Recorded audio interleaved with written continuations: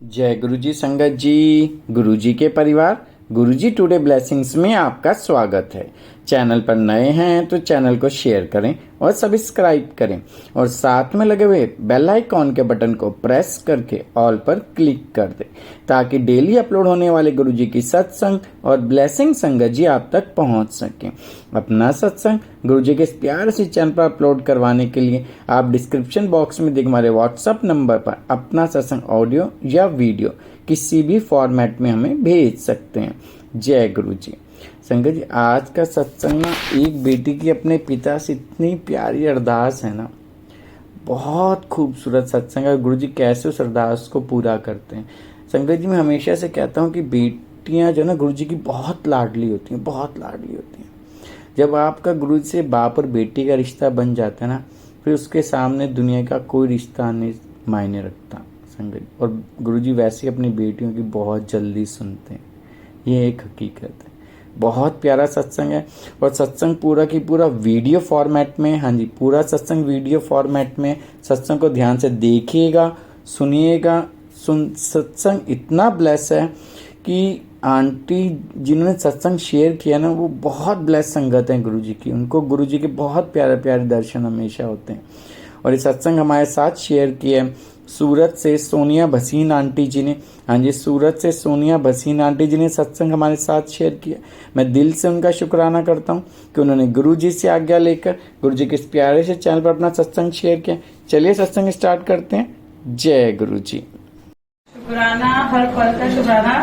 Sir aunty ने मुझे बोला तो मतलब मुझे याद ही नहीं, क्योंकि गुरुजी की इतनी ब्लेसिंग है। और आज जहाँ मैं खड़ी हूँ तो वो गुरुजी की ही है। क्योंकि जैसे आज प्राची आंटी बोला, मम्मी का आंटी बोला कैसे का, तो ये मैं भी झेल चुकी हूँ। तो अपने सारे ऑपरेशन करवा खुशी भी होती है कि इतनी ब्लेसिंग है गुरुजी की। आज मैं मतलब जब मैं गुरुजी से जुड़ी थी, आज मैं वो बताती हूँ कि मेरे को ऐसे कोई प्रॉब्लम नहीं होती। मैं डॉक्टर पास गई तो मैंने कहा मेरे को कोई थोड़ा सा पेन है पेट में। तो डॉक्टर कहती है कि आपका अल्ट्रासाउंड होगा। अल्ट्रासाउंड हुआ तो उसके बाद डॉक्टर ने बोला कि आपको सिस्ट है, उस सिस्ट के अंदर भी प्रॉब्लम है, आपको 4 दिन का टाइम है आपके पास। तो मैं अपनी फ्रेंड के साथ गई थी, मुझे कुछ नहीं पता, मैं बहुत घबरा गई, मैं कुछ बोली नहीं, घर आई। फिर सब हमारे गुरुजी का पहला सत्संग होना था, तो मैं गुरुजी से जुड़ी थी। नाना अंकल की वजह से हम जुड़े हैं, वो भी बहुत लंबी वो है ट्रेन में हम लोग जुड़े हैं गुरुजी से। तो सत्संग था तो सबने कहा कि नहीं, दूसरी हम लोग सेकेंड ओपिनियन लेंगे कि रिपोर्ट अच्छी नहीं है, ऐसे हम एक पे नहीं जाएंगे। हमने कहा ठीक है। मैंने कहा गुरुजी का सत्संग हो जाए उसके बाद हम जाएंगे, दोपहर तभी जाऊंगी, मैं उससे पहले नहीं जाऊंगी। और जब हमारे गुरुजी का सत्संग था तो रात को गुरुजी दरबार लग गया था। गुरुजी आए और उन्होंने जल प्रसाद पिया, क्योंकि पूरा क्लास से फॉइल पेपर पर सब हट गया। मेरे हस्बैंड और मेरे जहाँ मैं सोई थी, मेरे रूम का दरवाजा खुलता है तो मैं देखती हूँ बहुत लंबे से गंजे पेपर, तब तो पहली बार जुड़ी थी, सॉरी गुरुजी। तो काला चोला उन्होंने पहना हुआ था और उन्होंने मैं कहा कौन है कौन है, तो मुझे वो साथ दिखे थे। तब तक मैंने अपने मोबाइल खोला, लाइट मारी तो देखा एकदम से गुरुजी दरवाजा बंद करके चले गए। तो मैंने कहा ये मेरा वहम है क्या है। फिर मैं सो गई। फिर गुरुजी आते, उन्नति आंटी थी, लेकिन आवाज किसकी थी? गुरुजी की। कहती है, गुरुजी कहते हैं मांग, मेरे से क्या मांगना है तूने? मैंने कहा गुरुजी मेरे बेटे का ना 10th का है, वो सब छड़ दे, कुछ और मांग ले आज मेरे को। मैंने कहा गुरुजी मेरी ना तबीयत ठीक नहीं रहती है। तो गुरुजी ने कहा तेरे को ना वो है। तो मैंने कहा गुरुजी आपने क्या है? आप चुप हो गए बोलते बोलते। तो एक पीछे से एक आंटी होती है, वो उनकी भी शक्ल नहीं देख पाई। वो कहती है गुरुजी एक ही बात बोलते हैं, दोबारा गुरुजी से नहीं पूछते हैं, उन्होंने बोल दिया बस बोल दिया, सब हो जाता है। और मेरे को जो मतलब मेरी रिपोर्ट में भी कैंसर ही आया था, तो मेरे को नहीं पता था कुछ भी। मेरे पास 4 दिन का टाइम था। मेरी रिपोर्ट यूएसए गई, दिल्ली गई, कई जगह गई, लेकिन सबने कहा इस लड़की के पास टाइम नहीं है। फिर मुझे कुछ ही पता, मेरा वो मैं मजे में घूम रही हूँ। ये था कि सबके चेहरे पता नहीं क्यों उदास उदास हो रहे हैं। फिर हम अपनी लेडी डॉक्टर दूसरी डॉक्टर पास जाते हैं तो उसको रिपोर्ट दिखाते हैं। तो वो कहती है मैं अपनी रिपोर्ट्स करवाऊंगी। उसने रिपोर्ट्स करवाई, मेरी रिपोर्ट सारी नॉर्मल थी, सिर्फ नॉर्मल सिस्ट आई थी। तो इन्होंने बार बार बोला डॉक्टर साहब ये नहीं, आप इसको देखिए ना, इसमें पहली रिपोर्ट में ये सब है। उन्होंने कहा कि आपके ये प्रॉब्लम है इतनी बड़ी।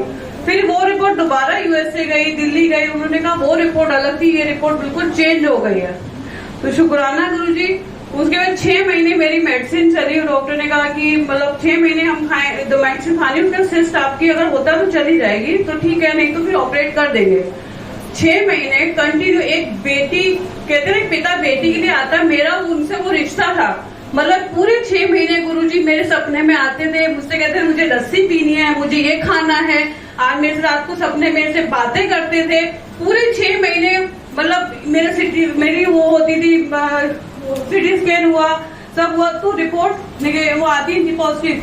कभी ये प्रॉब्लम है, कभी वो प्रॉब्लम है, ऑपरेशन की डेट ही नहीं मिल रही थी। मैंने कहा गुरुजी, मैं रोती थी आके टेस्ट करा के। मैंने कहा गुरुजी मैं बहुत थक गई, अब नहीं होता मेरे से बहुत बर्दाश्त, अब आप चलोगे सिटी स्कैन कराओगे तब मैं होगा, वरना मैं जाऊंगी। सिटी स्कैन दोबारा फिर होता है, 6-7 बार मेरा हुआ।